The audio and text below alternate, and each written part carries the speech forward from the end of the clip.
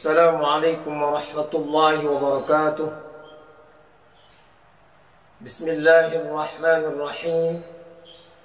Alhamdulillahilladzi an'ama alaina bi ni'matil iman wal islam. Wassalatu wassalamu ala ashrafil anam sayyidina wa habibina wa syafi'ina wa maulana Muhammad wa ala alihi wa sahbihi masabihil dhulam. Wa ba'du,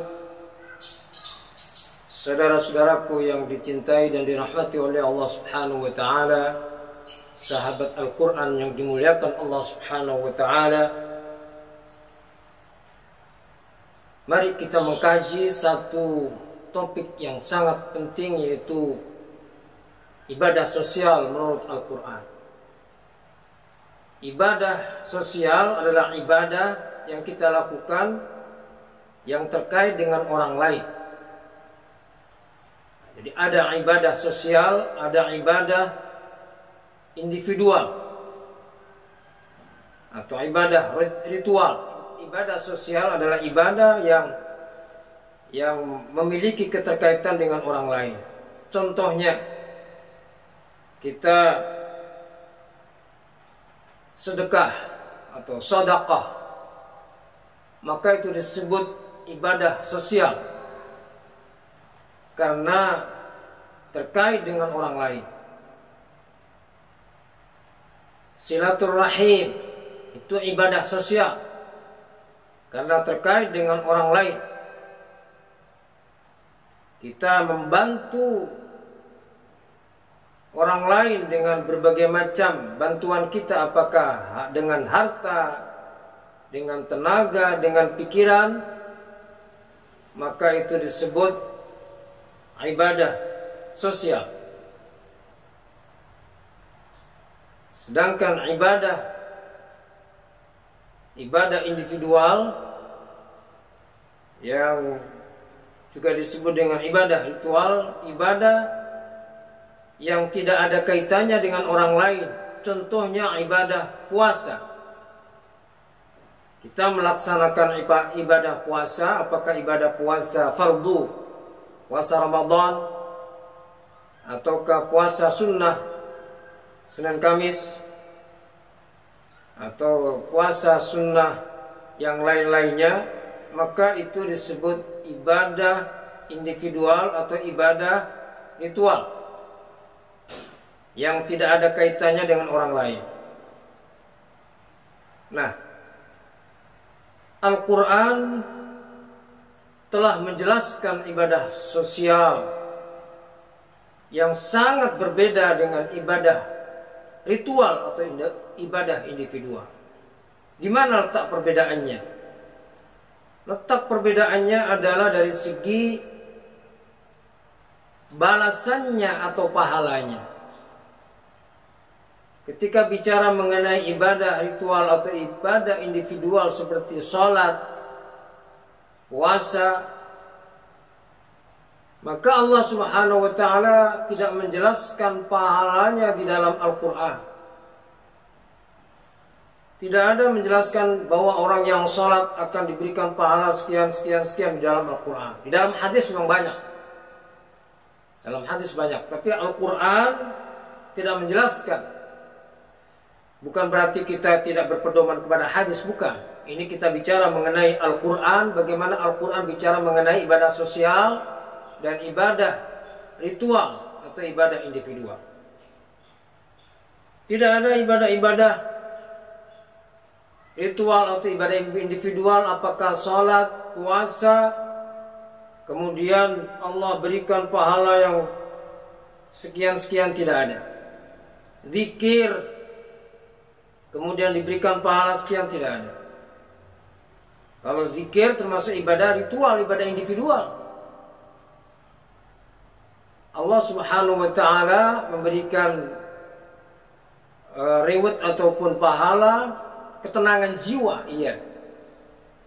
Nah, berbeda dengan ibadah sosial. Ibadah sosial contohnya sedekah. Di dalam surah Al-Baqarah ayat 261 Jelas sekali Allah Subhanahu wa ta'ala memberikan penjelasan tentang pahala yang diberikan yang berlipat ganda kepada orang-orang yang sedekah. A'udzu billahi minasy syaithanir rajim. Bismillahirrahmanirrahim. مثل الذين ينفقون أموالهم في سبيل الله كمثل حبة أنبتت 7 سنابل في كل سنبلة 100 حبة والله يضاعف لمن يشاء والله واسع عليم. Shadaqallahul azim. Perumpamaan orang-orang yang menginfakkan hartanya di jalan Allah, maka itu sama dengan satu bulir biji. Yang satu biji ditanam kemudian tumbuh 7 sanabil, 7 tangkai. Yang dari 7 tangkai itu masing-masing tangkai bercabang 100 cabang.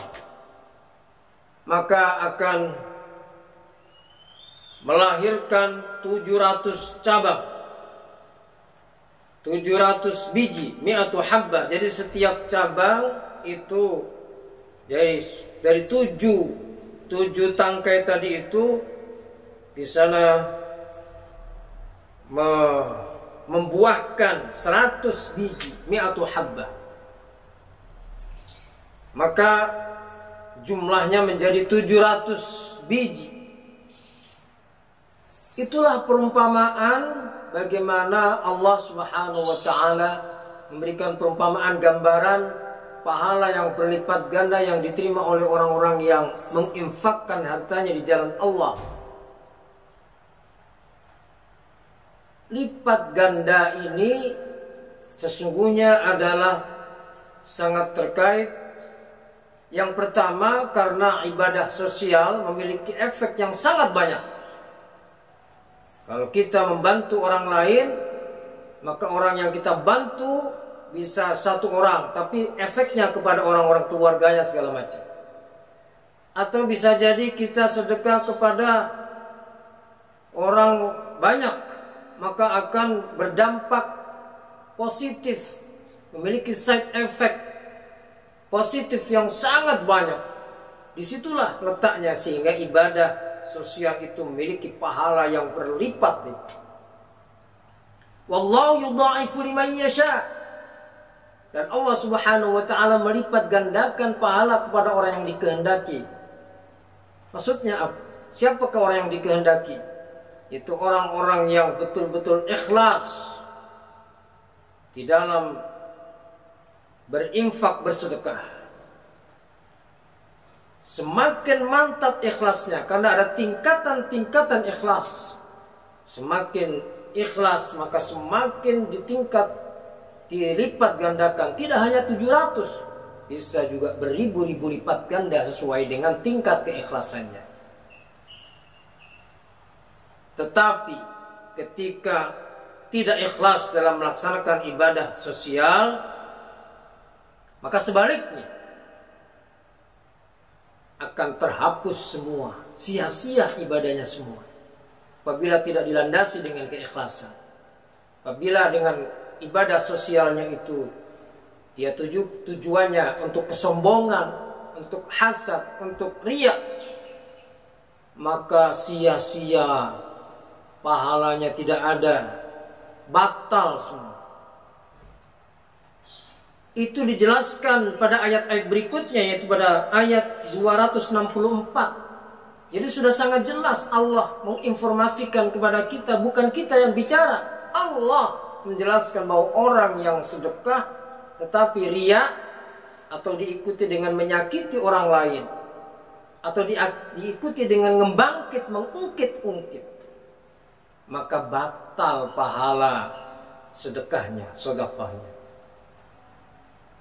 Jadi begitu dahsyatnya pahala ibadah sosial. Ketika kita melakukan ibadah sosial, mencontohkan, memberikan contoh kebaikan kepada orang lain, itu juga ibadah sosial. Memberikan teladan kepada orang lain itu juga ibadah sosial. Maka Rasulullah katakan, man sanna sunnatan hasanatan falahu ajruha wa ajru man amila biha min ghairi an yanqusa min ujurihim syai'. Siapa yang melakukan kebaikan sunnatan hasanatan, kemudian kebaikan ini ditiru oleh orang lain, maka itulah disebut dengan sunnah. Memberikan contoh, melakukan kebaikan, kemudian kebaikan itu ditiru oleh orang lain, maka sama dengan ibadah ini sama dengan multi level marketing. Kalau kemudian ibadah kebaikan sosial itu ditiru oleh beribu-ribu orang, sekarang ditulis 1.000 orang, kemudian 1.000 orang itu menurunkan kepada yang lain 1 juta orang, kemudian 1 juta orang lain itu menurunkan kebaikan itu kepada yang lain 100 juta, maka kebaikan-kebaikan yang dilakukan oleh berjuta-juta orang itu kita mendapatkan kirimannya. Itulah yang disebut dengan multi level marketing dalam ibadah sosial. Begitu juga dosa sosial. Wa man sanna sunnatan sayyi'atan falahu wizruha wa wizru man 'amila biha. Kalau ada orang memberikan contoh keburukan, kemudian keburukan itu dilakukan oleh orang lain yang menurun multi level. Sekarang pada zaman sekarang ini dilakukan oleh 100 orang, nanti 100 orang menurunkan kepada anak-anaknya sampai beribu-ribu orang. Gara-gara dia memberikan contoh keburukan, maka dia mendapatkan kiriman dosa dari orang-orang yang melakukan dosa yang pernah dia contohin itu, yang pernah dia contohkan. Itulah perbandingannya antara dosa sosial dan ibadah sosial. Ibadah sosial sangat tinggi, pahalanya berlipat ganda. Tetapi dosa sosial juga sangat bahaya. Maka berbahagialah orang-orang yang Allah hindarkan dari dosa sosial dan Allah berikan kekuatan pertolongan untuk rajin melaksanakan ibadah sosial. Semoga Allah Subhanahu wa taala senantiasa membimbing kita ke jalan yang diridainya. Amin ya rabbal alamin. Hadanallahu wa iyyakum ajma'in. Wassalamu alaikum warahmatullahi wabarakatuh.